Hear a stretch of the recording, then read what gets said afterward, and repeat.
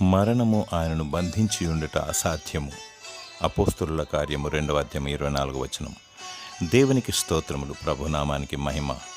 మరణము ఆయనను బంధించలేదు.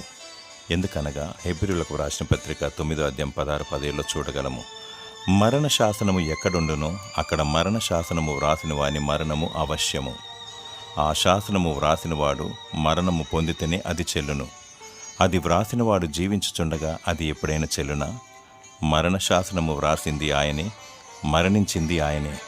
యోహాను సువార్త 10వ అధ్యాయం 18లో యేసుప్రభు అన్నాడు, ఎవడు నా ప్రాణమును తీసుకొనడు, నా అంతట నేనే దాన్ని పెట్టుచున్నాను. నేను మంచి కాపరిని, మంచి కాపరి గొర్రెల కొరకు తన ప్రాణమును పెట్టును అని పలికాడు. ఆయన జీవాధిపతి. నీవు క్రీస్తునందున్న ఎడల చనిపోయినను మరల బ్రతికెదవు. ఆయన పునరుత్థానుడు, సజీవుడు. దేవుని స్తుతించు. దేవుడు నీకు పునరుత్థాన బలమును దయచేయునుగాక. ఆమేన్.